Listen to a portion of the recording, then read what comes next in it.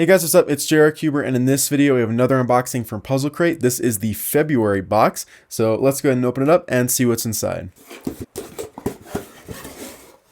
Okay, let's see.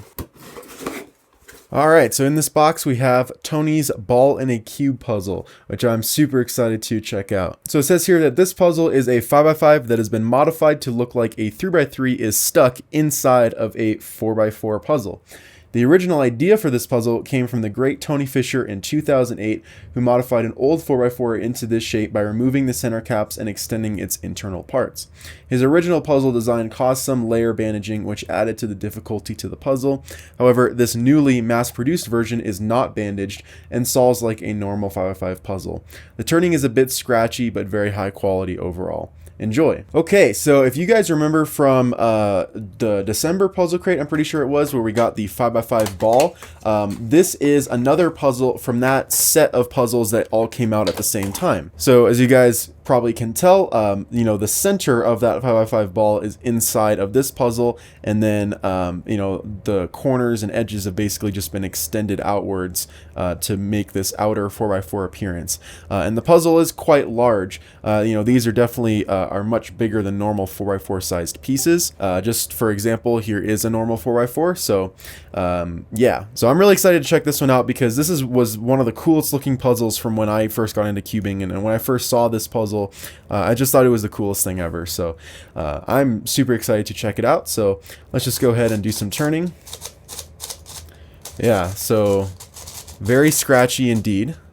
Then we got the second layers, these layers over here. So like the card said, there's no bandaging, so you can kind of shuffle this middle layer along just from doing these kind of moves, you know.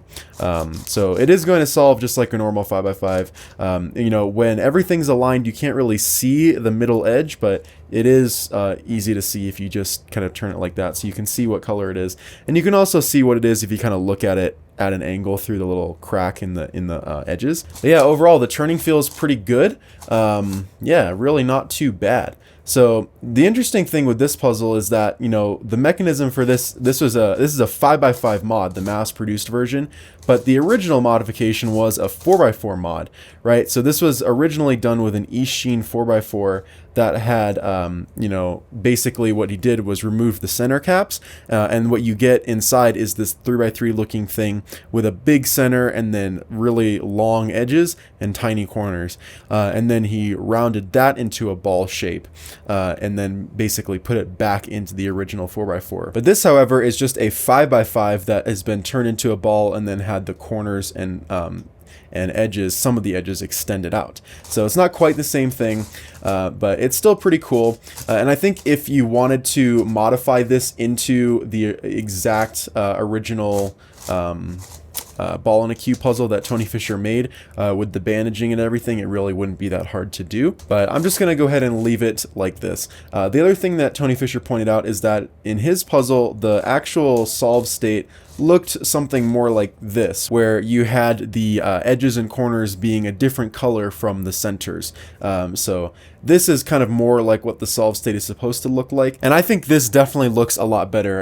It definitely adds some more contrast, and it's easier to kind of visualize the ball cube in the middle as being a separate thing from the cube on the outside, when you kind of look at it like that. Let's go ahead and go through a solve. Even though this is going to solve like a 5x5, should be a fun solve nonetheless. I think the hardest part is just going to be keeping that middle layer aligned, because I'm already getting some problems with it. And since all the middle pieces are perfect squares and they're not you know, misshapen, or not misshapen, but like in the original puzzle, they're not all perfect squares. Because like I said, some of them were more longer and some of them were smaller than other pieces.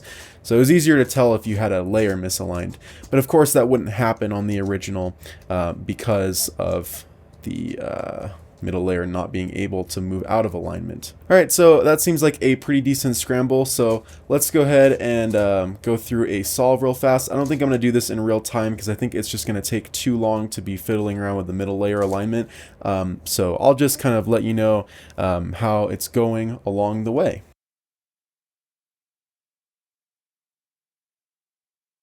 Alright, so there is the centers done. As I expected, that isn't going to take very long. I think the part that's going to be much harder is the edge pairing, since every time you want to see what the middle edge color is, you're going to have to kind of turn it halfway just to see. But anyway, let's go ahead and go through that, and we'll see how long that takes.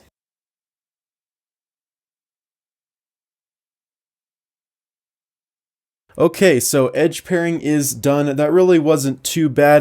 The thing that worked the best was just kind of splitting apart the edges like that so you can just quickly see what the internal edge color is. One interesting thing that did happen is just that I had one edge that looked solved, so I didn't even bother going and solving it until I realized that the middle edge was a completely different color, so it actually wasn't solved, and I had to go and match it up with different pieces. So just an interesting little complication to the 5x5 solve, but now we can just go ahead and solve this like a 3x3, which I can go ahead and do in real time.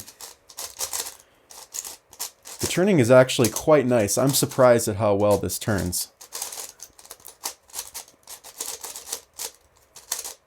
There we go. We got a PLL skip. That's nice. Okay, so there is the solve, and then for the last touch, we could just do that, and there we go. So yeah, that is the ball in a cube puzzle from Calvin's Puzzle. Definitely a fun solve. This one looks really, really cool, and it's going to look awesome in the collection. I'm sure at some point I'll also get the overlapping cube from this collection of puzzles, which is basically just the same thing, but the pieces are flat instead of rounded. So yeah, that's pretty much it for this month's Puzzlecrate unboxing, but before I wrap up this video, I just want to go ahead and announce the winner from the Puzzlecrate unboxing from last week, which was from last month's box. So let's go ahead and choose the winner right now.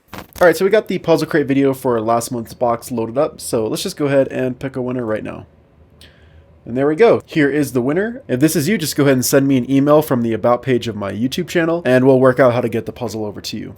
Yeah, so congratulations to the winner of the 3x3x7. Anyways, though, that's about it for this month's Puzzlecrate unboxing. If you guys want to check out Puzzlecrate, the link will be in the description down below. It's a $30 a month subscription service, and you get new puzzles sent to you every single month.